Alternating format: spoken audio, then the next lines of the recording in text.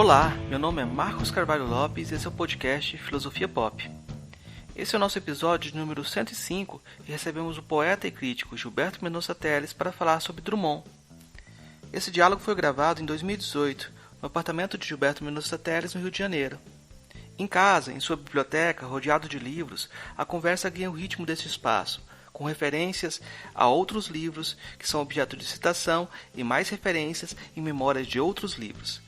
Na conversa, Gilberto cita alguns poemas de Carlos Drummond de Andrade e Manuel Bandeira e faz questão de ler 3 poemas de Drummond: O Ser, Canto Órfico e O Rapto. Na abertura deste episódio, você ouviu um trecho da canção Inspiração, interpretada por Ney Matogrosso e Pedro Luiz e a Parede, no álbum Vagabundo. Essa canção tem música de Pedro Luiz em cima de um poema de Gilberto Mendonça Teles. Antes da pauta principal, a atriz Maria Elisa interpreta 2 partes do poema Balancê Universitário de Gilberto Mendonça Teles, a parte 1, chamada Balancê, e a parte 5, denominada Reunião.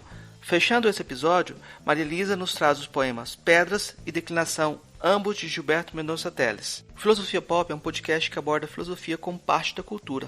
A cada 15 dias, sempre às segundas-feiras, a gente vai estar aqui para continuar essa conversa com vocês. Intercalando com nossos episódios normais, de quando em quando vamos apresentar episódios de entrevistas temáticas especiais. O podcast Filosofia Pop está presente em outros canais da internet. Você pode encontrar os episódios, mais textos e informações no site filosofiapop.com.br. Temos também um canal no YouTube, perfil no Twitter e página no Facebook. No Instagram, nosso perfil é podcast Filosofia Pop, tudo junto.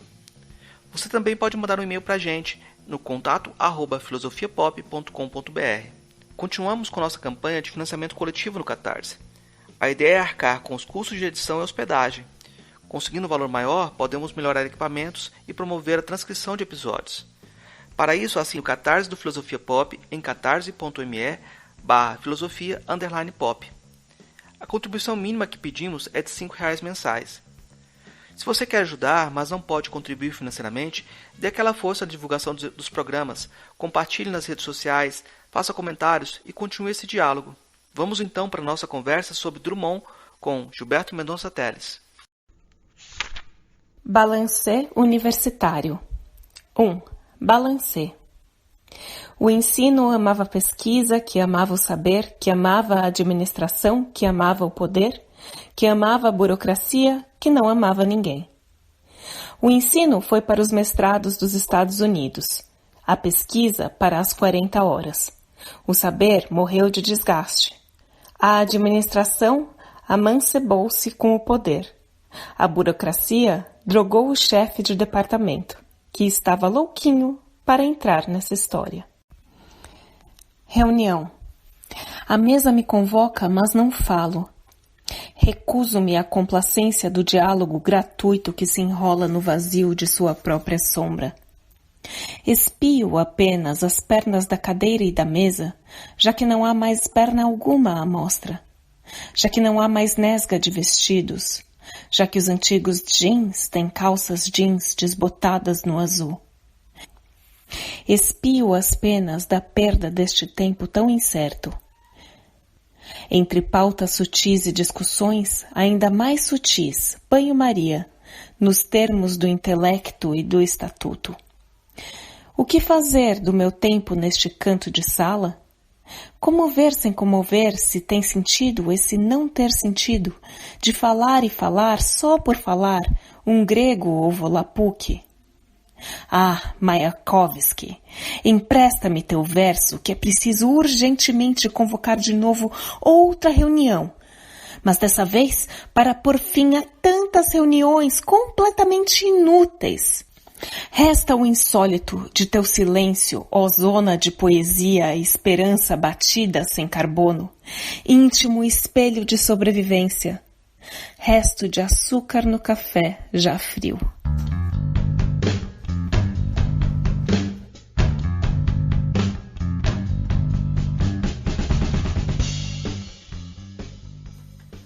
Então, professor, vou começar perguntando então, quem foi Drummond? Quem foi Drummond? Quem é Drummond?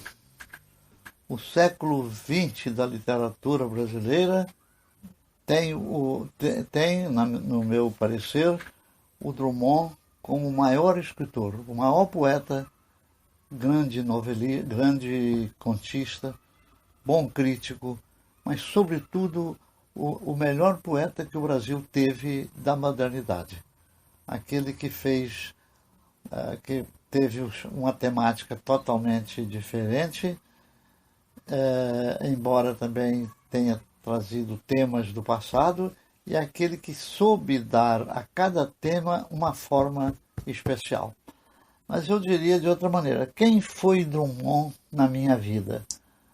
Isto é, eu morava em Goiânia. Em 1957 eu publiquei um livrinho chamado Estrela d'Alva. Eram sonetos bebidos em Bilac, Alberto de Oliveira, os poetas românticos e parnasianos e simbolistas. Tanto que depois desse livro, a minha poesia com planície já é outra coisa, já começa a mudar bastante. E eu ousei, na época, mandar esse livro para o Drummond. 57. E Drummond me responde com uma cartinha muito pequena, cumprimentando e dizendo que lerá oportunamente. Muito bem. Fiquei todo feliz de receber, embora sabendo que era uma maneira de eu dizer que não ia ler. Mas acontece que, pouco tempo depois, olha, eu publiquei em 57, quando foi em 62, Drummond me manda um dos seus livros mais importantes, que é Lição de Coisas. Quando ele fez 60 anos, ele mandou meu livro, uma dedicatória que está aqui, mas é mais ou menos assim, ao Gilberto, com o apreço intelectual do Carlos Drummond de Andrade. Eu fiquei todo feliz, li o livro. Era um livro bem moderno para o que eu sabia na época, mas resolvi escrever, ousei escrever sobre o livro. E escrevi. Escrevi um artigo mostrando que, em Lições de Coisas, aquilo que parecia sem métrica tinha uma métrica. Era só ligar um verso com o outro que ele dava um decassílabo. Eu, nesse momento, não me lembro de um verso assim. Então mandei para o Drummond. Ele nunca me respondeu, nunca me agradeceu. Muito bem. Muito tempo depois, eu fui para Portugal, levei toda a obra do Drummond, que eu pensava em fazer o doutorado. Eu pensava em fazer o doutorado sobre Hugo de Carvalho Ramos em São Paulo. Mas sabia que eu tinha mais inclinação para a poesia. Então fui para Portugal, levei toda a obra do Drummond e li tudo naquela época. Foi em 65, 1965. Voltei para o Goiânia, fui para Montevidéu. Em Montevidéu, eu comecei a escrever um artigo sobre o tema que eu estava sentindo que havia negócio da repetição na obra dele. E como eu tinha lá no Montevidéu, eu tinha contato com o pessoal de Hispânica todo, logo lá da Espanha me pediram um artigo. E eu mandei um artigo sobre Drummond. E foi publicado um artigo de 50 páginas, que foi, vamos dizer assim, a alma mater da minha tese de doutorado. Então publicaram na revista e tal, depois eu peguei e mandei a revista para ele, e ele me escreve uma carta manuscrita de 2 páginas, me chamando a atenção pela beleza que era o meu trabalho, isto é, de ver a coisa que ninguém tinha visto na poesia dele. Eu tenho essa carta aí. E a partir daí eu fiz a tese de doutorado, que foi, em vez de vir defender em São Paulo era outra coisa, e era difícil para mim, do Montevidéu, ir a São Paulo. Então, defendi lá na PUC do Rio Grande. Começa por aí. Mas eu não conhecia Drummond pessoalmente. 2 cartas e tal, mas não sabia. Não conhecia. Então chego no Rio de Janeiro, depois do AI-5, o AI-5 mostrou que eu não podia trabalhar mais lá no Uruguai. Me chamaram, dizendo, nós lamentamos muito, você é bem querido aqui, no entanto, tem que romper, mas vamos deixar com vocês pagar mais 6 meses em dólares e tal. Foi bom para mim. Vim para o Rio em janeiro de 70. Logo vi anunciado nos jornais que Drummond ia lançar a Reunião Drummond, uma reunião de 10 livros dele, pela José Olímpio. Então, comprei o livro, No dia fiquei na fila, e quando foi minha vez de chegar perto dele, ele estava com a cabeça baixa, eu pus meu nome lá, papelzinho com meu nome. Ele olhou, falou, é você? Levantou, falou, vem cá, eu quero apresentar você a uma senhorita. Deixou a fila toda aí, todo mundo me olhando, ele pegou no meu braço e me levou. Falou assim, ó, aqui esse é o Gilberto, e deixou lá. E eu fiquei feito bobo, sem saber o que eu falava, mas falei alguma coisa, até que passou um amigo lá e eu perguntei, são boas, querendo dizer, são boas escritoras? Aí o rapaz falou, ó, essa questão de boa você tem que perguntar ao Drummond. Aí caiu a ficha, eu vi, então é a tal de Lígia. Ele levou, saiu da fila, onde a poesia dele tem muito de poema para Lígia. Os melhores poemas amorosos de Drummond para mim são para Lígia. Me levou, apresentou, me deixou lá. Então eu fiquei um pouco conversando. Então começou assim o nosso contato, né? E a partir daí, um telefonema do Paulo Ronay. Nós vamos fazer na José Olímpio uma coleção e queremos começar com Drummond. E nós queremos que seja você que faça a seleção e os comentários. É uma antologia didática que será didática, é essa aqui. Ó. Esta é a terceira edição da José Olímpio. Drummond, seleta em prosa e verso. Então, o que eu fiz? Eu selecionei e o Drummond selecionou e eu comentei. É isso. Essa coisa foi até a 10ª edição lá na como é que chama aqui? Na edição da... Foi a 10ª edição da Record. E a partir daí os netos chegaram à conclusão, como eu tinha direito de 5% do texto vendido, que o Drummond fez com que eu assinasse o contrato. Eu não queria assinar, ele falou, não, mas temos que assinar. Você tem que assinar. O contrato dava 5% para mim e 5% para ele. E como os netos viram que eu tinha direito a 5%, eles tiraram a coisa do mercado. Aí eu nunca chiei, nunca falei nada, mas falo nas entrevistas. Então, esse é o contato com o Drummond, assim e tal. Mas antes disso que eu publiquei eu defendi o doutorado, publiquei a tese na José Olímpio. Ela ficou em 3 edições. Essa aqui é a terceira, a segunda edição. Drummond, a estilística da repetição. Está eu e ele. Eu ainda com meus 40 anos, ou menos um pouco. Drummond em 1970. Esta é a minha tese, está na terceira edição. E a partir daí, meu caro, o contato com Drummond amiudou-se, sobretudo no chamado Sabadoile. Você sabe o que é isso, né? O Plínio Doyle era um grande amigo do Drummond. E era amigo lá da José Olímpio. Um dia, na José Olímpio, eu encontro com ele e falo, você podia frequentar. Você não quer frequentar minha casa ao sábado? Nós estamos todo sábado, reunimos uns escritores lá. Eu não fui da primeira vez, até que ele me cobrou de novo. Você podia frequentar lá. Ele viu que eu era bem querido na José Olímpio. Uhum. José Olímpio estava querendo que eu fizesse outras coisas e tal. Já tinha feito meus poemas reunidos, depois do Drummond, poema reunido meu, né? E aí, então, eu fui. E lá no Sabadoile era o seguinte, o Drummond ia todo sábado, eu também ia todo sábado, mas ia os grandes nomes, Pedro Nava, Afonso Arino, grandes nomes, velhos e novos, menos os poetas novos. O mais novo lá era eu mesmo, que eu fui completar 50 anos naquela época. Fizeram até uma festa muito bonita para mim.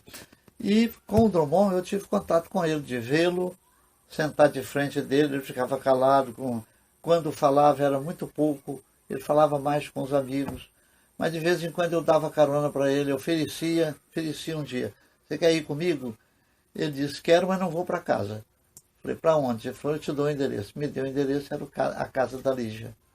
Ele ia para casa, saía às 5 horas da casa do Sabadoile e eu deixava na casa da Lígia. Então, de uma outra vez, falei, é no mesmo lugar, Drummond? Ele falou, no mesmo lugar. Sempre eu deixava ele ali, ele ficava na parte da tarde na casa da Lígia. E com isso, eu fiquei em contato com o Drummond com uma amizade maior. Ele telefonava para mim assim, quando chegava tardezinha, 5, 6 horas, tocava o telefone, a Maria falava, é o Drummond. Ele queria contar casos para mim, perguntar o que eu estava fazendo.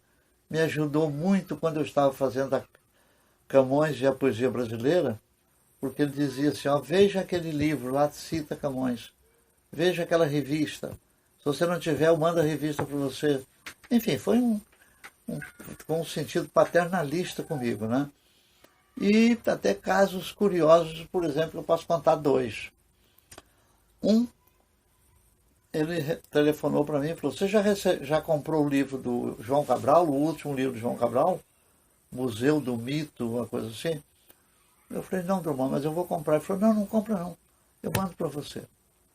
E mandou o livro que o João Cabral tinha mandado para ele, mandou para mim. Cabral dedicou o livro e ele se rededicou para mim. Melhor para você do que para mim, Gilberto. Agora, esse livro eu não tenho mais. Eu tenho a cópia dele. Porque o Antônio Carlos Sequim tanto pelejou comigo que eu acabei dando o livro para ele e ele tirou uma cópia para mim. Mas um caso mais humorístico é o seguinte, houve um congresso sobre poesia africana em Belo Horizonte. Aí a universidade lá me convidou. Eu fui, fiz a minha palestra e depois fiquei almoçando com o pessoal que estava frequentando ali.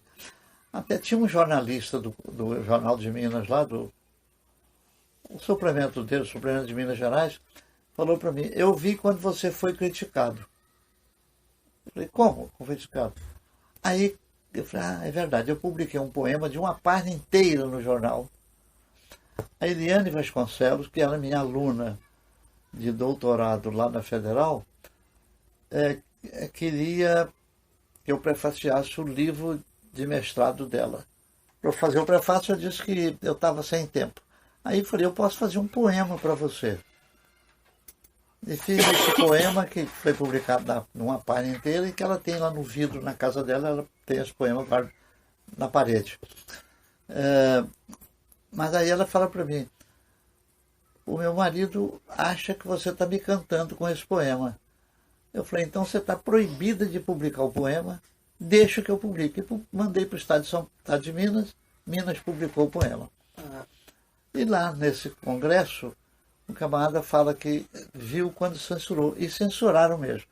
É que a Eliane fez o seguinte, ela pesquisou os nomes com que se designa a mulher no Rio de Janeiro. Vários nomes, belezuda, beleza, tesão, essas coisas, e eu pus lá. Aí o jornalista, o chefe, passou o lápis vermelho em cima de tesão e tirou o tesão. E foi publicado. Quando eu vi o poema, eu vi que faltava a palavra tesão. Mas o que eu posso fazer? Eu falei, eu vou ficar quieto. Mas acontece que logo depois desse congresso, eu recebo um outro número do jornal. Você vai ver onde é que vai entrar Drummond. Eu recebo um outro número do jornal. E antes de receber esse número do jornal, Drummond telefona para mim. Gilberto, você já viu o último livro da Adélia? Eu disse, não, Drummond, não vi ainda, mas quando sair eu vou comprar. Ele falou, não compra não, vou mandar para você. E mandou. E aí ele manda e fala assim, você não acha que foi demais? Qualquer coisa. Aí eu li o livro inteiro, mas não achava o que era. Aí, lá pelas tantas, eu descobri um verso assim, Adélia Prado, descobri que o cu é lindo. Tá lá. O Drummond pegou, fez uma interrogação de lado assim do verso e mandou para mim. Eu não ouvi essa interrogação. Aí quando eu vi, falei, tá, muito bem. Então fiquei sabendo isso e aí recebo o jornal. E o jornal tem uma resenha sobre o livro da Adélia. E lá, o camarada que fez a resenha elogia o verso. Olha a audácia da poetisa, ela pôs um verso assim. Aí eu recortei, fiz uma cartinha, colei ali e falei, meu caro diretor do suplemento literário, onde é que fica o meu conceito? vocês tiram a minha tesão, mas deixam o cu da Adélia. Nunca responderam. Nunca responderam. E o Drummond é que me chamou a atenção, né, pelo poema. Então foi uma pessoa muito importante, que eu falei já, para mim, sem dúvida, é o mais importante poeta. Você tem poetas como o Jorge de Lima, com um livro, Invenção de Orfeu, que é outra coisa. A Invenção de Orfeu recupera o mito de Orfeu na Grécia, né? E Jorge de Lima, em 52, publica a Invenção de Orfeu, que é um belíssimo poema clássico, totalmente clássico. No Drummond, o Drummond mexeu com tudo. Ele vai do clássico ao moderno, ao mais de vanguarda. Então foi um escritor muito importante no século XX no Brasil e continua no século XXI. E o meu contato com ele foi um contato de amizade mesmo, né? Primeiro eu estudei e depois foi também. Tem muita coisa. Eu fiz mais de 100 conferências sobre Drummond nas universidades brasileiras e estrangeiras e escrevi muito sobre ele também, além desse livro. Pronto. Pensando no século XX, então, você falou que ele foi o maior nome do modernismo. A única objeção que eu teria, assim, seria o Manuel Bandeira. Mas como é que você avalia a gente sempre essa relação do Bandeira com o Drummond? Excelente a sua pergunta, porque eu sou um admirador total do Bandeira. Há uma edição crítica feita pela Unesco, cuja introdução é minha. O título agora não me lembro, mas está num desses livros meus aí. Então, Bandeira, para mim, é diferente do Drummond. Como Bandeira foi um poeta que se pareceu comigo num problema. Eu vim do mais clássico possível. Não, eu vim do parnasiano, do romantismo parnasiano para cá. O Bandeira veio de Camões, veio dos clássicos. Então a poesia dele, o primeiro livro de 1917, Cinza das Horas, é um poema, é um livro que tem já tonalidades modernas, mas não é totalmente moderno. Todos os versos ali são metrificados. 3 anos antes, Bandeira publicou, ele é 17, em 1914, Bandeira publicou um artigo num livro que eu transcrevo neste aqui, ó, Vanguarda Latino-Americana, 6º volume. É o volume sobre... Vanguarda Latino-Americana, 6º volume. São 6 volumes. O último é da área atlântica. Tá. E aí eu transcrevo um artigo do Bandeira que fala 1914, vai chegar o momento que os poetas conhecerão o verso livre. Ele já conhecia da Europa porque ele esteve um tempo tratando da tuberculose lá na Suíça, né? Então, a Bandeira, para mim, é muito importante porque desde o início, antes de conhecer Drummond como poeta, eu conheci Bandeira. Eu li Cinza das Horas, é claro, li o 2º volume, que é o Carnaval, né? O 2º volume dele, de 1919, e depois li Ritmo Dissoluto, que é de 1926, e li toda a obra de Bandeira. E não só li, como fui me impregnando também da obra dele, gostando de saber que ele sabia metrificar e sabia fazer o verso. Até que um dia, já bem tarde na minha vida, eu estava já com 30 e tantos anos, eu li o livro Itinerário de Pasárgada, que é as memórias do Bandeira aos 70 anos. Quando fez 70 anos, os amigos dele, mineiros, né, Fernando Sabino e Paulo Mendes Campos, insistiram com ele para ele escrever as memórias dele. Então, aí ele escreve. E foi quando eu me dei conta da importância do poema chamado Vou-me embora para Pasárgada, lá sou amigo do rei, terei a mulher que eu quero na cama que eu escolherei. Né? Vou-me embora para Pasárgada. Aí o Bandeira explica como é que nasceu esse poema, que não nasceu de uma hora para outra, nasceu uma ideia e ele gastou um certo tempo para fazer o poema. Mas aí ele começa a dizer o seguinte, como é que ele aprendeu a fazer o verso livre? Era difícil para ele, porque o verso, quando você aprende o verso metrificado, você memoriza as possibilidades. E no verso livre a possibilidade vem do que se está fazendo. Você tem que criar o ritmo ali. Bandeira, então, mostra isso, que ele, para perder o vício do verso livre, do verso metrificado, ele copiava bula de remédio, copiava receitas, tantos gramas disso, tanto daquilo, para perder aquilo que ele sabia fazer muito bem, que é, por exemplo, tem tantos versos bonitos dele, esse que eu acabei de falar, que é, terei a mulher que eu quero na cama que escolherei, são versos de 7 sílabas. Então, bandeira para mim é aquilo que o Drummond falou para mim. Um dia eu expliquei para Drummond que eu lamentava não ter conhecido Bandeira. Ele mandou uma carta para mim, Bandeira mandou uma carta para mim lá para Goiás, um bilhete, agradecendo o livro A Poesia em Goiás. Eu falava, poxa, você fez um belo trabalho sobre Goiás e tal, lá. Quando vier ao Rio, eu quero conhecer você. E eu vim, telefonei para ele na segunda-feira, pedindo para eu ir lá na quarta. Ele disse, na quarta não pode. Tem que ser sexta. Na quinta eu não posso. Não, na quarta não podia, tinha que ser sexta. Ah, tá. Aí eu falei, não, na sexta eu não posso. É muito besta, né, gente? Eu um camarada lá de Goiás, o homem querendo me chamar para eu conhecê-lo.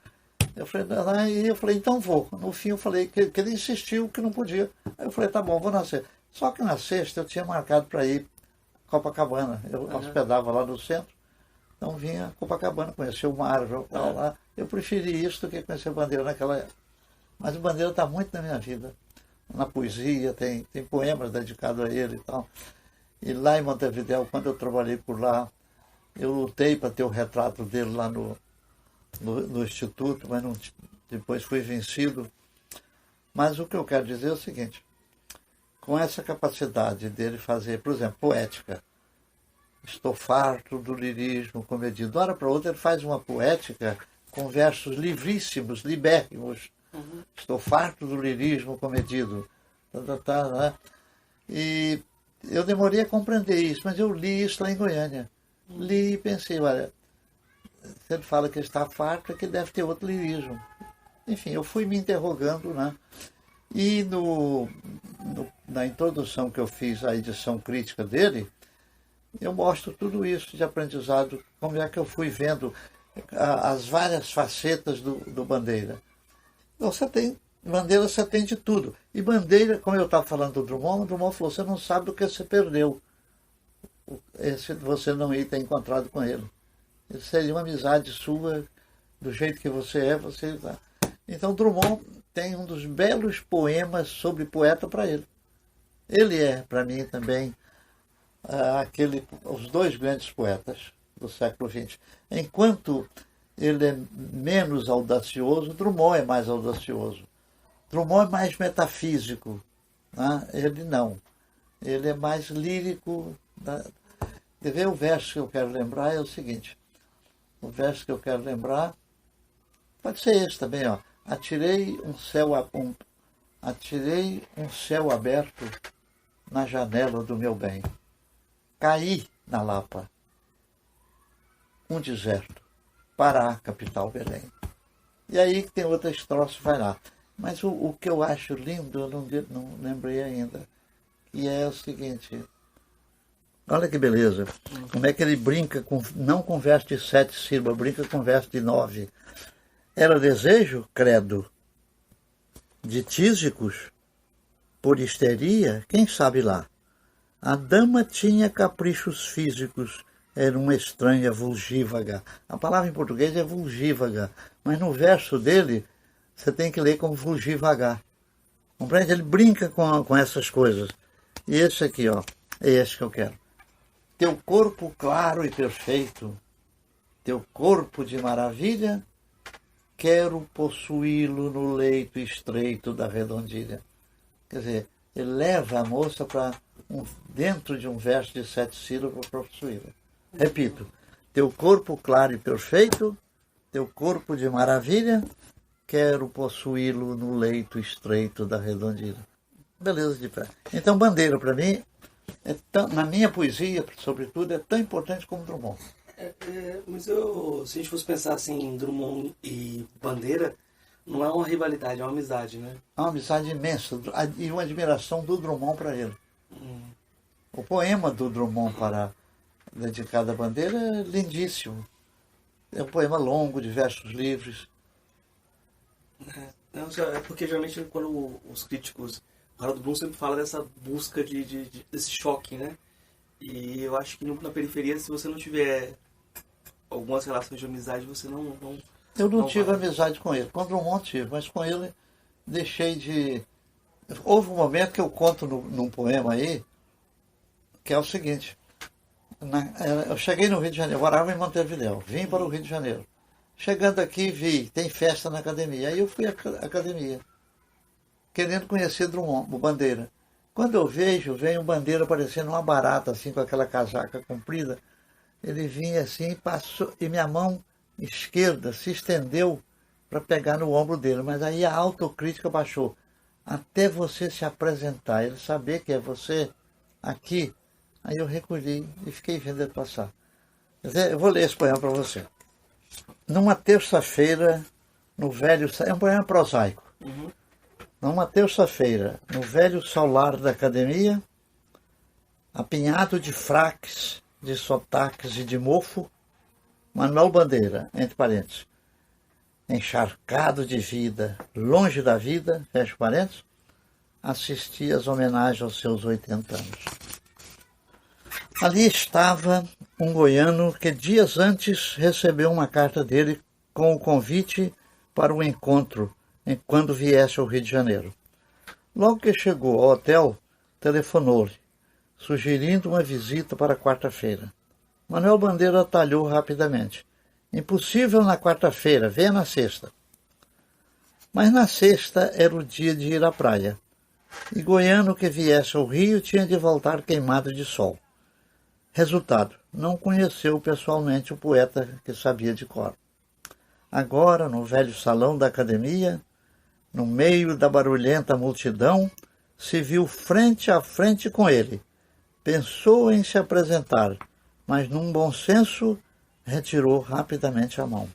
É que os olhos irrequietos do poeta, acompanhados de um sorriso dentuço, já haviam localizado uma das musas que eu visitava sempre às quarta-feiras. Por que eu escrevi isso? Quando Bandeira fez 80 anos, que eu estava aí, né? Fui convidado para fazer a conferência sobre ele na Biblioteca Nacional. Não tinha, digamos, umas 200 pessoas, salão repleto. E eu preparei um discurso sobre Bandeira e falei essas coisas. Quando eu fiz para ele lá no Uruguai, para querer inaugurar o retrato dele, contei uma série de coisas e contei essa história que eu não fui à praia em vez de ir e tal.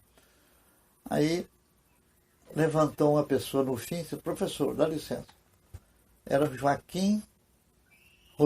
Rodrigo de Andrade, que é cineasta, que fez um filme sobre Drummond. Ele disse, professor, eu sou fulano de tal. O senhor sabe que o Drummond o Bandeira frequentava muito a casa do meu pai. Eu não sabia. Aí ele falou, pois é, jamais ele receberia o senhor numa quarta-feira, porque era o dia das musas, professor. Era o dia das meninas que visitavam ele. Daí o meu poema fala que lá na academia, quando eu ia falar, eu vi que os olhos dele já haviam localizado uma das musas, né? Mas era maior que eu posso falar do Bandeira. Dei muita aula sobre ele, orientei teses, mestrado, acho que doutorado também. Agora, voltando para o Drummond, a gente falou um pouquinho sobre sua relação de amizade, depois o Bandeira engoliu nossa conversa. Sua tese de doutorado foi sobre o Drummond, né? E sobre um aspecto estilístico da obra do Drummond, que é justamente a repetição. Como que você encontrou esse aspecto? Qual foi a sua abordagem desse aspecto na sua tese de doutorado? Para ser bem sincero, eu encontrei da seguinte maneira. Morando em Lisboa, eu frequentava as livrarias. Então pude encontrar livro que, morando em Goiânia, eu jamais viria. Então havia um livro de Helmut Hatzfeld, um alemão, que escreveu, que era Bibliografia Crítica de la Nueva Estilística. E eu, procurando um tema, comecei a olhar. Lá pelas tantas eu descobri um que me agradou muito, de metáfora, guardei. Depois, lá pelas tantas, descobri também da repetição, falava em repetição. Só que ele não dava exemplo. Mas eu falei, esse negócio de repetição é bom. Aí já tinha notado na obra do Drummond que ele repetia. Por exemplo, assim, ó que duro, duro, duro ofício de se exprimir. Isso já tinha me chamado a atenção na obra dele. Quando eu li que podia ser um aspecto de análise, lá no breviário de estilística, breviário não, bibliografia crítica, eu fiquei atento. E aí fui descobrindo mais. Em vários lugares, por exemplo, tem um poema do Drummond que ele diz, nu, 5 vezes, nu, tu na praia, o meu coração, batia o meu coração. Você percebe nitidamente que aquela nudez na praia das moças de Copacabana, o coração do Drummond batia. Ele está falando consigo mesmo, ele é o herói, ele é o sujeito. O teu coração batia. Né? E você sente o coração batendo. Aí eu vi a repetição. E tudo que eu comecei a achar sobre repetição, e estudei antropologia para ver também que as línguas antigas repetiam, porque antes da gramática, antes de criar palavras como, quando você diz assim, belo, belíssimo, como chama, de belo é o adjetivo, belíssimo é o superlativo. Uhum. Antes de haver isso, o pessoal que só tinha língua oral, às vezes repetia também. A repetição era uma forma de duplicar, de acentuar a palavra, de dar mais ênfase. Eu fui anotando isso, fui estudando muita estilística. Tudo isso aqui, daqui até lá, era livro de estilística que eu li. Então, anotei, escrevi um artigo que foi publicado lá em Madrid. Falei para você que eu tenho isso aí também. E, então, a partir daí eu comecei a organizar, ler a obra e fazer o seguinte, eu ia lendo. Como eu trabalhei na estatística, eu sabia mexer com estatística. Então eu fui anotando o seguinte, esse poema, eu punha a página, fazia uma fichinha. Há poucos dias eu joguei essas fichas fora, elas estavam aqui em 2, eu já joguei tudo também. Eram 2 arquivos onde eu guardava essas fichas, ficaram aí 40 e tantos anos, né? Então eu fui fazendo ficha de cada repetição.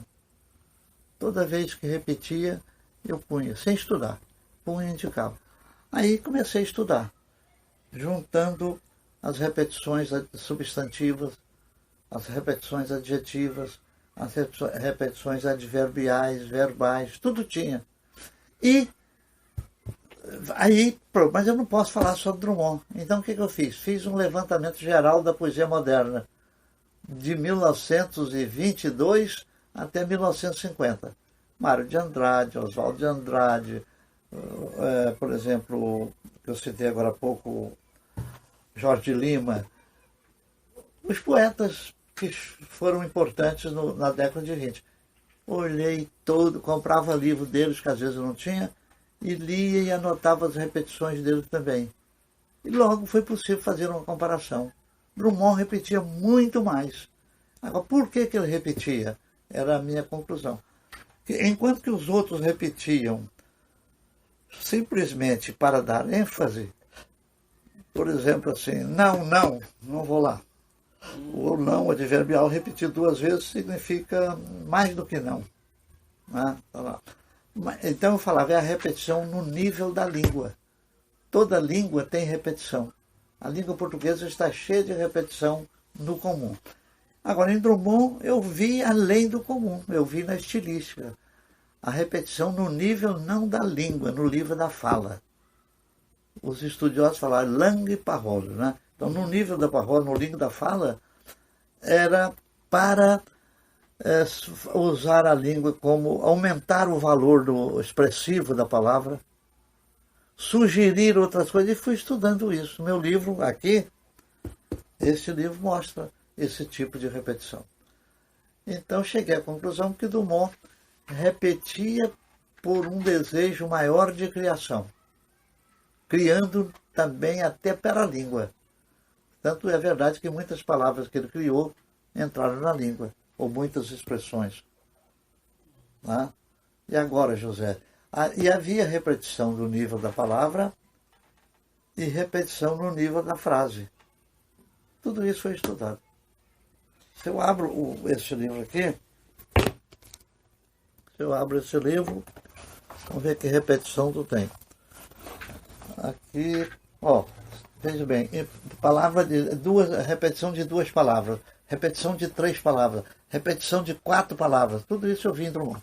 2 palavras, palavra, piano, está aqui indicado o lugar que está, J, quer dizer, José, tal. Depois, quadros, sonho, depois, 1 minuto, sempre assim, quer dizer, o verso é feito com repetição. Depois, o que eu vi? Eu passei para ver, por exemplo, esse poema aqui diz, palavra, digo exasperado, se me desafias, aceito o combate. Mas começou com a repetição, né? Depois você vai para uma repetição de nível. Isso aqui eu acho muito bonito também, esse poema. Esse aqui, ó. Dris, D-R-L-S. Dris é um som. Um som assêmico, sem significação. Drim. Ou se não, um som de campainha. Faço meu amor em vidrotil. Nossos coitos serão de moderno folder. Até que a lança do interflex Vipax nos separe. Camembert, o valetô. Esse camembert é o nome de um colchão, de uma máquina de colchão que ficava na propaganda. E ele põe Camembert, o valetô. Aí você vê que está deitado. Mas eu queria arranjar um de 3 aqui, deixa eu ver. Muito. Como se as duas fossem uma, quando é uma que são 2. Agora vamos ver aqui. Repete. Amor, amar. Ele mesmo fala em repete. E depois do meu livro, Drummond escreveu 2 crônicas falando em mim. Dizer, se o meu amigo Gilberto me permitir, eu vou fazer mais uma repetição aqui. Uma crônica publicada no Jornal do Brasil. Agora veja o ritmo ternário. Montanha, esse poema é lindo, viu? Tá em Rosa do Povo. É quando Drummond está meio de esquerda, né? Então ele fala o seguinte, a ideia saiu lá do Oriente, ou saiu da Rússia, a ideia saiu da Rússia, era uma rosa.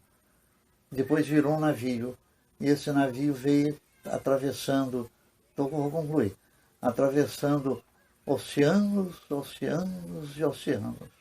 Um verso com a mesma palavra 3 vezes. E depois, e montanhas. Eu analiso esse poema para mostrar que essa rosa, com toda dificuldade, ela chegou ao Brasil, que era a ideia do comunismo. De certa maneira é isso. Então, olha, curvas. Mundo, vasto mundo. Enfim, e depois repetição de 4 vezes. Às vezes você tem poema de 4 vezes. Eu analisei a palavra assim, ó. Montanhas, os acentos aqui. Então, não só dava a ideia das ondas do mar, dava a ideia das montanhas, da dificuldade, como dava outras ideias que eu já não sei o que eu escrevi. Enfim. Não, mas eu vou perguntar sobre a repetição talvez mais famosa, e até pela curiosidade de que você fez um estudo todo estilístico, baseado em estilística, e na sua interpretação dessa repetição você usa aspectos biográficos, que é a questão havia uma pedra no meio do caminho. Tinha uma pedra no meio do caminho. Se havia, não tinha problema. Não, mas depois ele vai escrever havia. Então eu queria que você explicasse como o senhor analisou essa repetição. Olha, pois é, esse poema eu tenho sido muito procurado. Inclusive o jornal de Itabira, terra do Drummond, me telefonou a respeito disso. É o seguinte, todo mundo tem um livro sobre isso, feito pelo Arnaldo Saraiva e o Drummond. Os 2 juntos fizeram uma seleção do que disseram a respeito de uma pedra no meio do caminho, que é o nome do livro. Então, veja bem, todo mundo escreveu sobre isso. E uma das coisas mais comuns é dizer que essa pedra era o verso livre, era o verso de Bilac, era o verso metrificado, E Drummond, então, escreveu em verso livre. A pedra no meio do caminho era ter que escrever em verso metrificado. Houve alguém que falou isso. Mas falaram todas as besteiras possíveis. Eu falei diferente. Drummond se casou em 26 de fevereiro de 1925. Um ano depois, não, 1926. Se casou com Dona Julieta e tal. 1926. No ano seguinte, nasce o filho dele, chamado Carlos Flávio. Durou meia hora. Morreu. Então, isso em 26. Outubro, novembro de 26. Quando foi em janeiro, março, ou janeiro ou fevereiro de março de 27, de São Paulo, pediram para ele um poema para o primeiro número da revista de antropofagia, que ia sair e só saiu em 28. Ele mandou em 27. E ele mandou o poema no meio do caminho.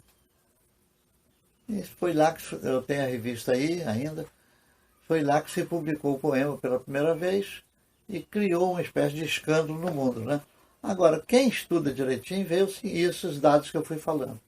Drummond se casou em 26, teve um filho em 27, fez um poema.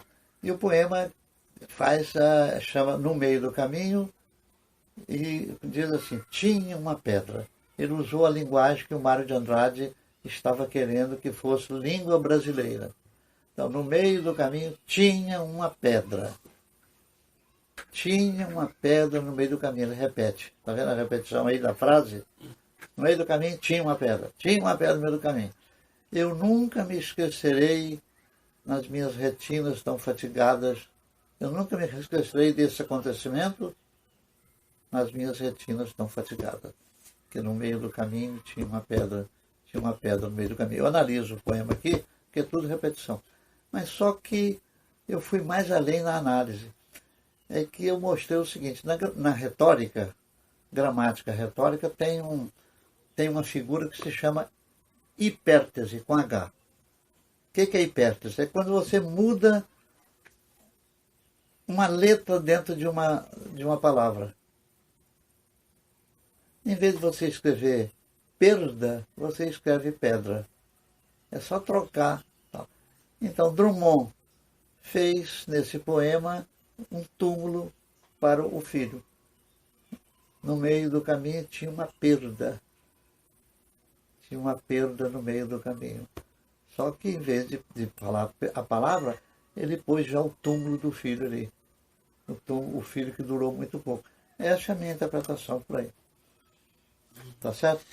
É uma interpretação assim que... Eu não vou me alongar nisso, mas é o tipo de coisa assim...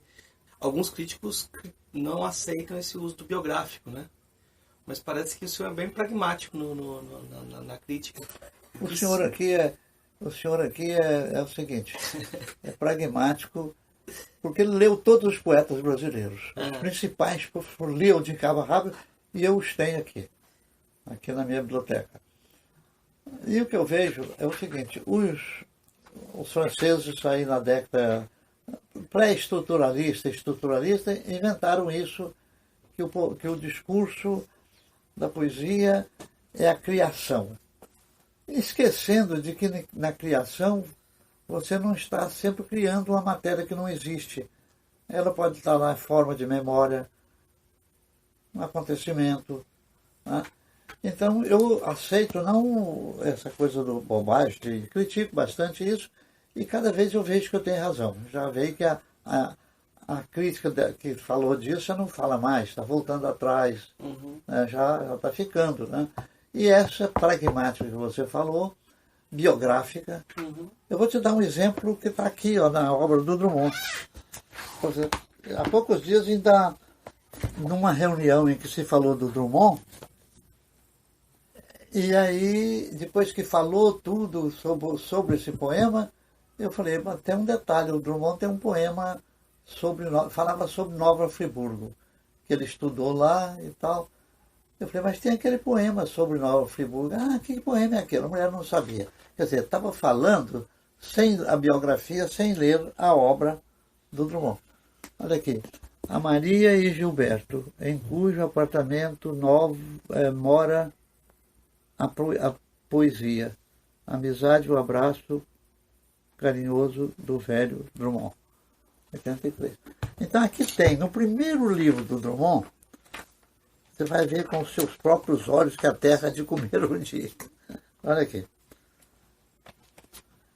A primeira, o Drummond publicou esse poema, esse livro, em 1930. Deixa eu achar o poema aqui. O livro de Drummond, chamado Alguma Poesia, foi de 1930. Aliás, Alguma Poesia, quando o Drummond publicou em 30, ele lia muito na década de 20, ele lia um poeta francês chamado Pierre Reverdy, que tem um poema, que tem um livro chamado Quelque Poesie. Quelque Poesie em francês quer dizer alguma poesia. Drummond leu muito, leu. Mas muito bem. Então, num poema, em 1930, chamado Lanterna Mágica, ele começa a falar de Belo Horizonte, de Sabará, de Caeté, quer dizer, cidades em torno de Belo Horizonte. Itabira, a terra dele, São João del Rei, e depois põe Nova Friburgo e termina com Rio de Janeiro. E a Bahia, termina com a Bahia. Mas então por que Nova Friburgo? É que na biografia do Drummond diz que quando ele tinha 16 anos, ele veio estudar em Nova Friburgo, aqui no estado do Rio. Veio de trem e em Nova Friburgo ficou aluno do colégio e os alunos fizeram um jornalzinho, chamava Aurora, não sei o quê.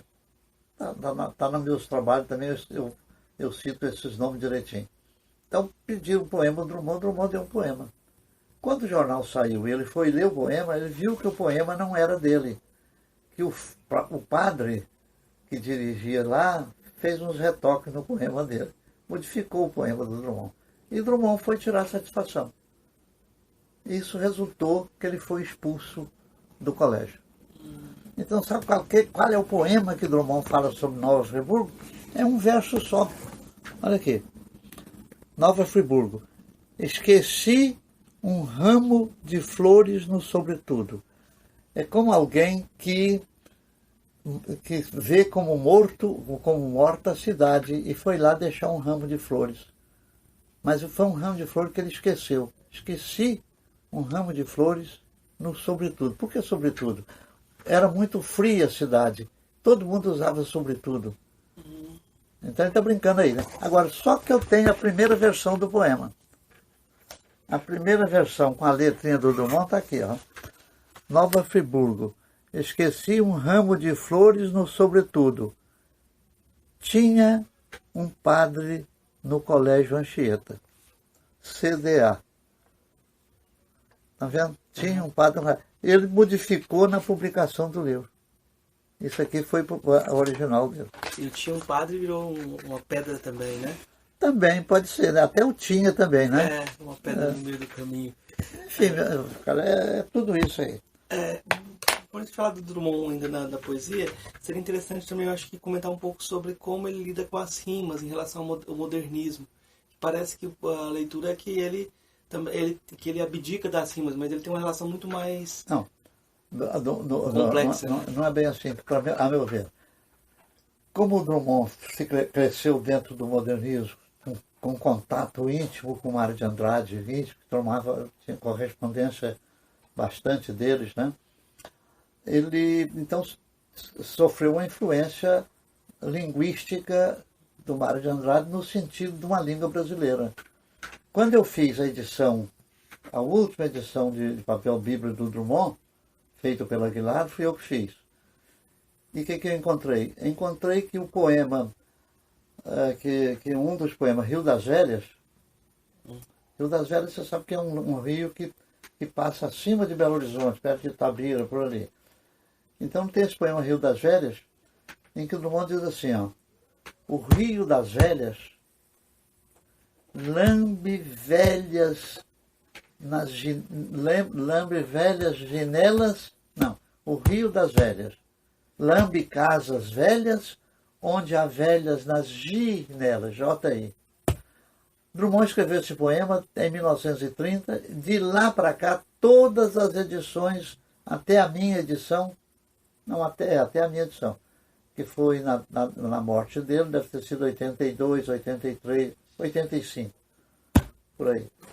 Então, todas as edições falam janela. Quando o Drummond deixou, para mim, anotado, ele deixou janela. Então, o que eu fiz? Está aí no meu livro. Eu pus uma nota de rodapé e diz, durante todas as edições, esse poema foi janela. E Drummond, no fim da vida, como que aceitando só o valor da língua portuguesa e não mais de uma língua que ia ser criada, escreveu janela. Muito bem. Agora, um estudo que eu tenho, que mostra o seguinte. Drummond, então, de 30 a 42, Drummond recebe influência dos modernistas, Mário de Andrade sobretudo, ou a filosofia geral dessa modernidade. A partir daí, Drummond começa a se dar conta que ele tinha que impor o pensamento dele. Então começa a mudar.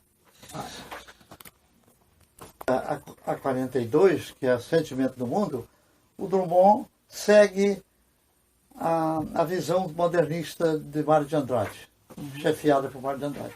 De 42 até 51, a mãe dele morreu em 49. Em 51 ele publica um negócio da Máquina do Mundo. Né? Tá ali, do Camões. Mas então, no primeiro tempo, ele quer seguir o modernismo. E segue. No segundo tempo, ele começa a impor, ele começa a se dividir. Parte quer ser moderna, aí tá. Parte quer ser moderna e parte quer ser nova, quer ser ele mesmo. Por exemplo, aqui está um exemplo. Tá vendo?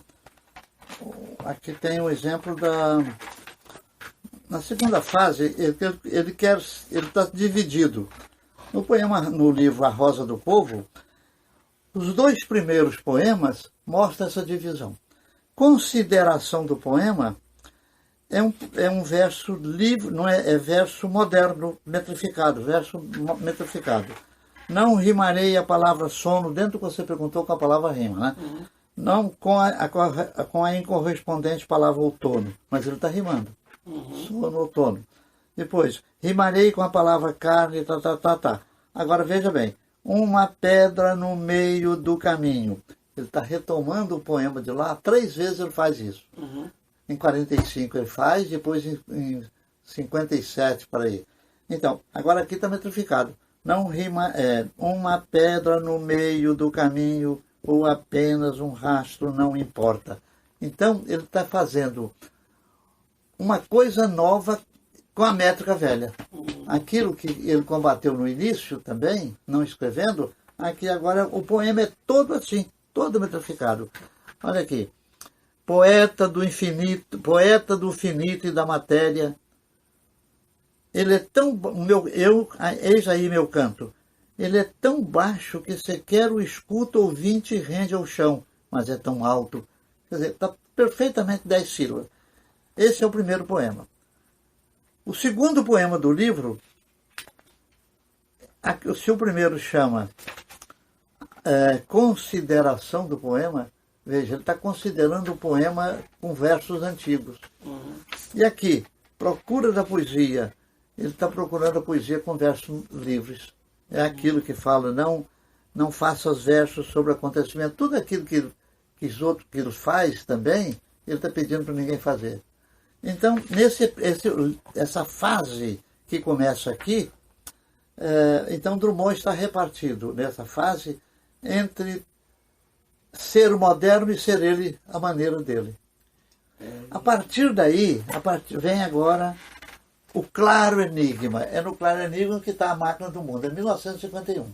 Claro Enigma é morte. O Claro Enigma significa morte. A mãe dele havia morrido o livro é de 51, a mãe dele morreu em 48, 49. Eu estudei essas cartas. O Estado de São Paulo mandou todas as cartas da mãe dele para ele e dele para a mãe. Eu li essas cartas todas e escrevi no Estado de São Paulo. Tem lá, aqui nos meus arquivos, estão indicados o lugar que está. Então, essa terceira fase é o Drummond sendo ele mesmo. Então, ele pega Camões, pega a Máquina do Mundo, pega a leitura mais antiga e traga para dentro da modernidade. E a partir daí, será ele até 1962, quando ele fez 60 anos. E escreveu o livro que eu gosto tanto, o livro de 62, que é 62... A Lição das Coisas? Lição das Coisas. A Lição das Coisas. Então, a partir de Lição das Coisas, o Drummond já começa uma coisa, começa o memorialismo. Então você tem a fase em que ele é totalmente moderno, do modernismo de 22. A fase em que ele está dividido. Quer ser modernista, mas quer ser ele mesmo.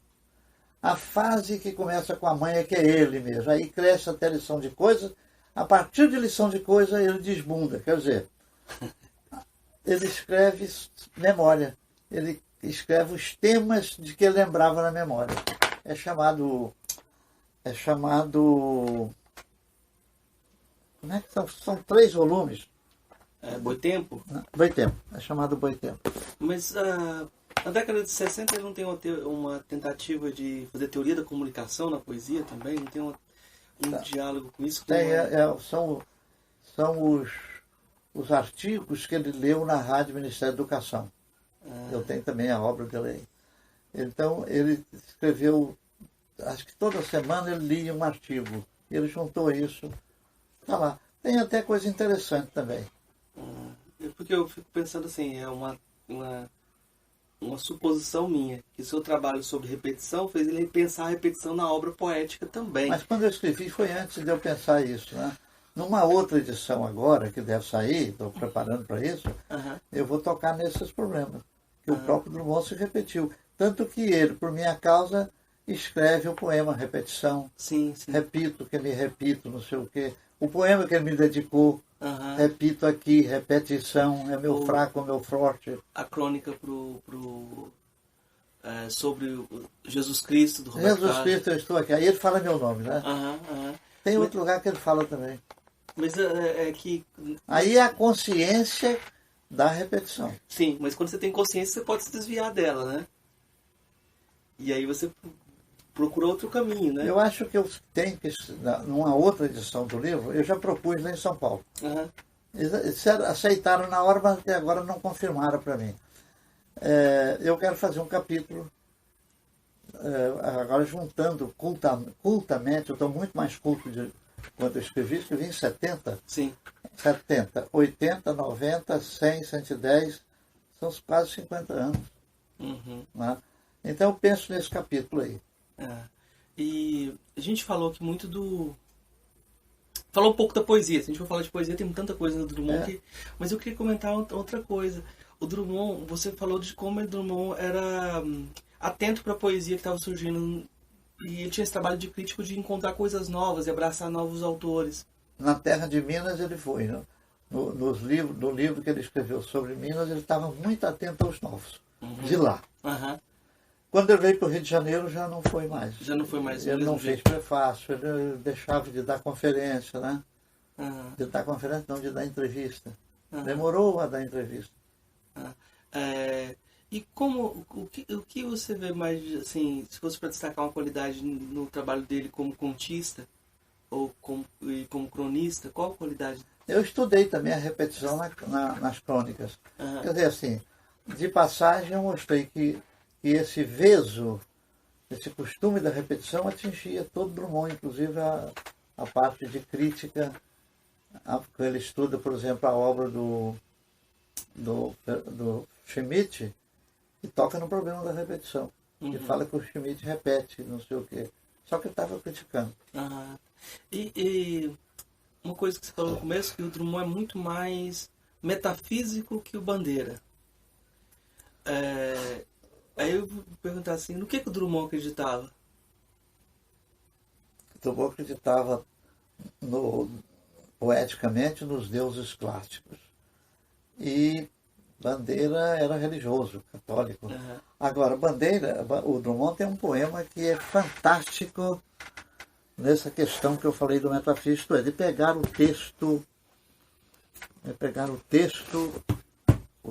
um tema antigo, e dar uma atualidade a ele. Quer ver? Deixa eu ver. Tem também aqui a metafísica dele, um livro chamado A Falta que Ama. A Falta que Ama. Vamos ver o ser. Vamos ler, já que nós estamos falando de metafísica. Uhum. Posso ler? Pode. Mas não é o que eu pensei. Olha aqui. No ser, ele está retomando o problema do filho lá. O filho que não fiz, hoje seria homem. Aquele que morreu em 27, né? Uhum.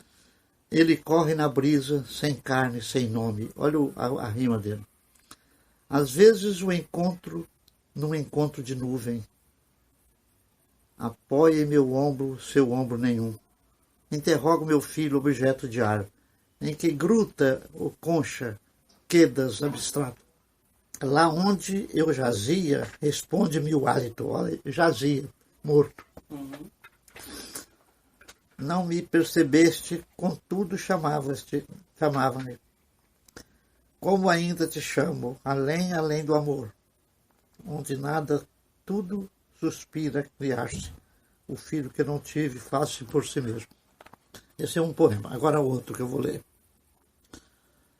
Vou deixar para o fim. Vou ler o Canto Órfico, 320. Olha, esse poema a gente lê, quando os outros lêem para a gente não compreende, tem que ser lido. Canto Órfico. Você sabe, né, Orfeu, de certa maneira, não existiu, mas o mito acha que ele existiu. Sim. E atribui poema a ele, aquelas coisas. Sim.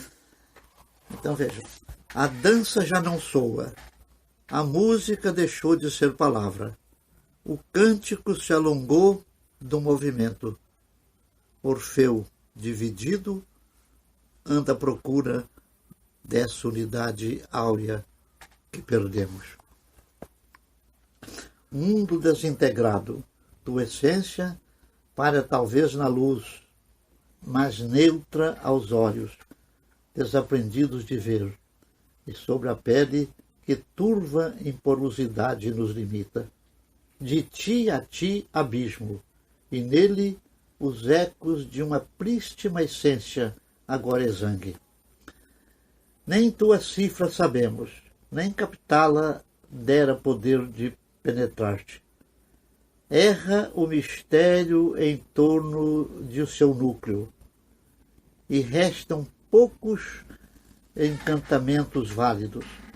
Talvez um só e grave, tua essência ainda testemunha em nós, ainda retumba em nós, e estremecemos, que uma perda se forma desses ganhos. Tua medida o silêncio a cinge e quase a esculpe.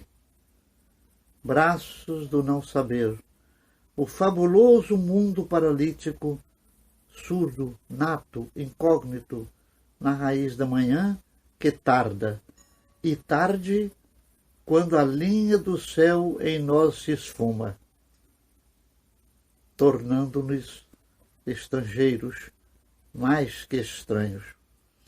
No duelo das horas, tua imagem atravessa membranas sem que a sorte se decida a escolher. As artes pétreas recolhem-se a seus tardos movimentos. Em vão, elas não podem. Amplo vazio, um espaço estelar espreita os signos que o farão doçura, convivência. Espanto de existir e mão completa, caminhando surpresa no outro corpo. E aí vai, hein? Eu vou ler tudo, né? A música se embala no possível, no finito redondo, em que se crispa uma agonia moderna. O canto é branco, foge a si mesmo, voos, palmas lentas sobre o oceano estático, balanço de anca terrestre, cerca de morrer, certa de morrer. Orfeu, reúne-te, porque Orfeu foi estraçalhado pela irmã, né? Pelo irmão.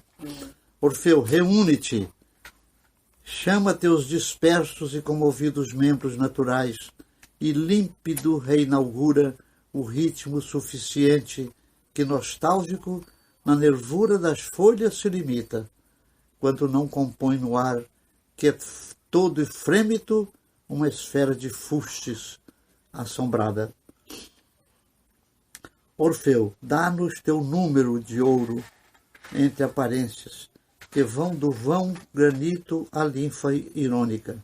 Integra-nos, Orfeu, noutra mais densa atmosfera do verso, antes do canto.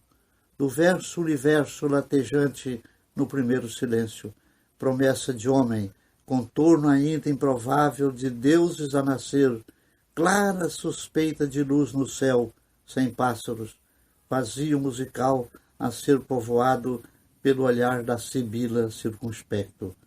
Orfeu, que te chamamos, baixa o tempo e escuta.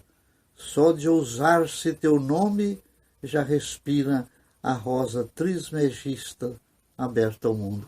Essa rosa trismegista é do grande filósofo do Egito, como é que chama? Hermes Trismegisto. Agora, o último poema, para você ver como é que o Drummond surpreende a gente. Rápido. No Olimpo havia o rapaz novo que os deuses chamavam para servir. Um desses rapazes chamava Ganimede. Ele servia os reis. Então, presta atenção. Ele foi, quando ele morreu, Júpiter, que o tinha sempre, baixa em forma de águia e o leva para o céu. E o Drummond começa assim, rápido.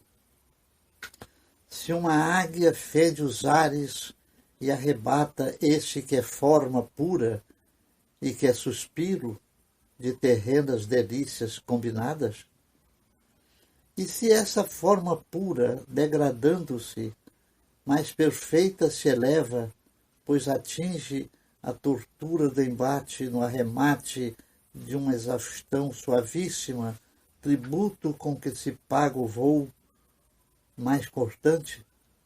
Se por amor de uma ave, ei-la recusa o passo natural aberto aos homens, e pela vida hermética e defesa vai desmandando o cândido alimento que a alma faminta implora até o extremo.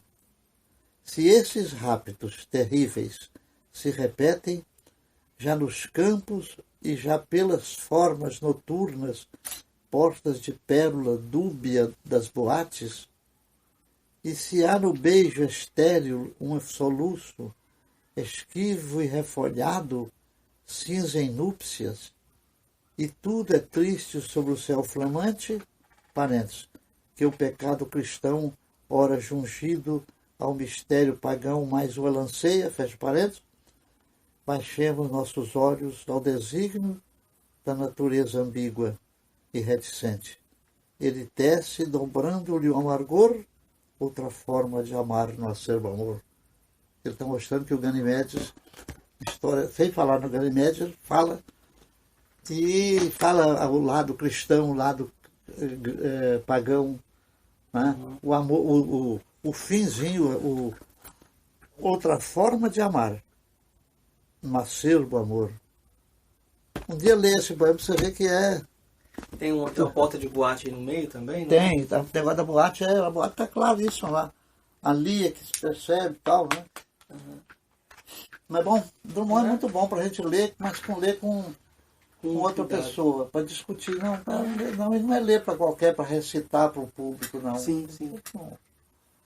Tem mais 3 perguntinhas que eu quero fazer, que são que a gente está perguntando para todo mundo que foi entrevistado.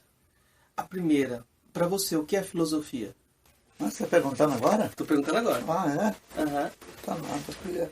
Não, naquele alfabeto de Cadmo, aquela entrevista, eu falei lá sobre filosofia. Eu podia repetir aquilo, né? Não, repetição quem faz é o Drummond. Agora você... A repetição, para mim, já falei também, é o seguinte. Você pode primeiramente vê-la numa escala em que vai da língua comum à língua poética, à língua que se quer filosófica. Isto é, uma língua que vai da poesia para a ciência e da ciência para a poesia. E a filosofia quer ser a língua mais alta disso. A maneira mais alta de compreender todos para baixo pode ser visto como a filosofia. A filosofia, a ciência, a poesia, a linguística, a língua comum, é uma maneira de ver. Então, dos filósofos que você conheceu, qual foi o que mais te impressionou pessoalmente? Eu trabalhei muito e convivi bem com aquele pré-socrático. Eu queria levar o nome dele, mas eu não vejo aqui. Mas um dos filósofos com que eu trabalhei na vida, eu trabalhei mesmo, foi Agostinho da Silva. A filosofia do Agostinho da Silva é uma filosofia do milenarismo. Né? Ele acreditava nas 3 idades. A idade do Pai, a idade do Filho e a idade do Espírito Santo que está chegando. A partir daí, ele criou uma maneira de ver o Brasil, de ver Goiás, porque eu convivi com ele em Goiás. Convivi em Brasília, convivi em Lisboa, e tudo que ele fala está nesse sentido de esperança, de porvir mais do que esperança. É um sebastianismo... No fundo tem de sebastianismo, mas sebastianismo é uma nesga lá dentro. Ele é muito maior do que isso. Qual que era o Goiás dele? Mas ele foi o fundador do centro. A ideia dele é que fundou o Centro de Estudos Brasileiros. A última é assim, qual o seu filósofo favorito de todos? É Hort. Sério? Filósofo, para mim? Filósofo que eu acho melhor de ler, apesar de eu não gostar dele por muitas coisas, é Platão. Em Platão você lê o mundo todo, todo o universo antigo aparece na obra de Platão. E, claro, dele para Aristóteles, no sentido da literatura, é Aristóteles que é o mais importante, não só na literatura, na metafísica também, na religião. O que Aristóteles ajudou o cristianismo, o Santo Tomás de Aquino não cita uma página na sua Suma. Não há uma página em que ele não cita o filósofo. E o filósofo para ele é Aristóteles. Então eu estou nesses dois aí. E no Brasil, é curioso, mas eu vou falar que é o seu Amoroso Lima. O pessoal que eu li mais sobre religião, sobre sociologia, tal como eu estou falando, a rainha da ciência, a filosofia. Né? É isso aí. Só para a gente fechar, a gente pede assim também para dar dicas de leitura ou filmes que você indicaria para os ouvintes, para eles... A gente tem que pensar isso, Marco. Não pode se pegar um ser cansado. Um ser cansado. Depois então você me manda essas dicas. Você me pega e eu falo e aí você depois um dia grava. Tá bom. Então eu vou agradecer então para a gente fechar nosso... Eu queria agradecer pela entrevista, pela conversa, pela filmagem.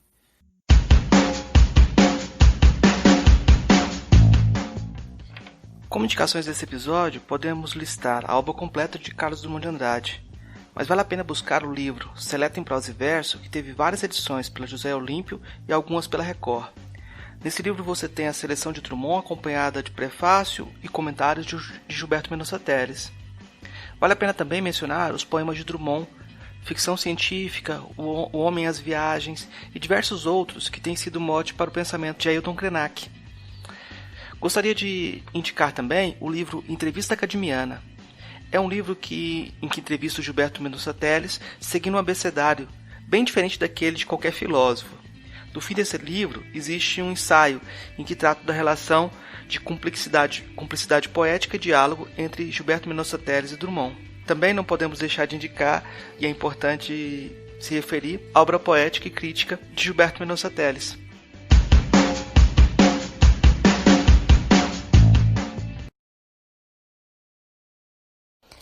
A Pedra, Gilberto Mendonça Teles.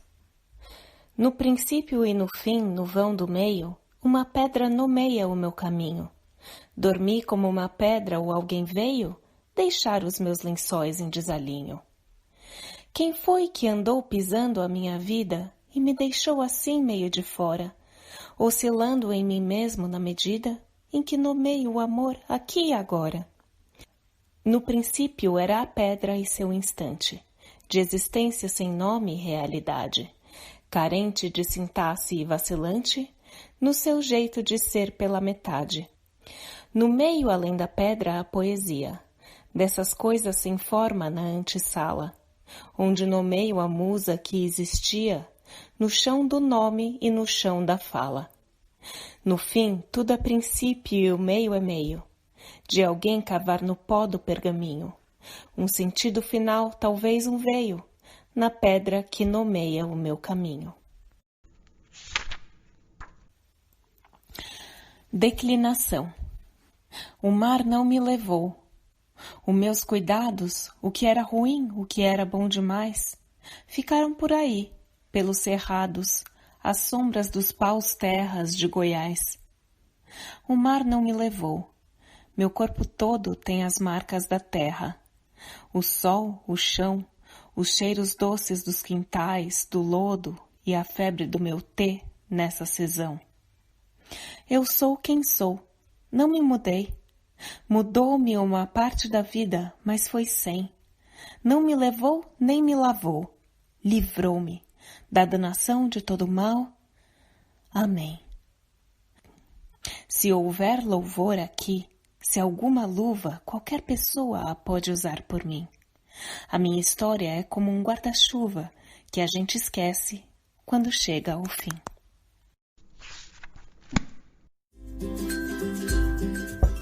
Ei, gostou do nosso episódio? Apoia a gente lá no Catarse, é só R$5 por mês, o preço de um cafezinho. Ajuda a gente a continuar divulgando a filosofia no Brasil. catarse.me/filosofia_pop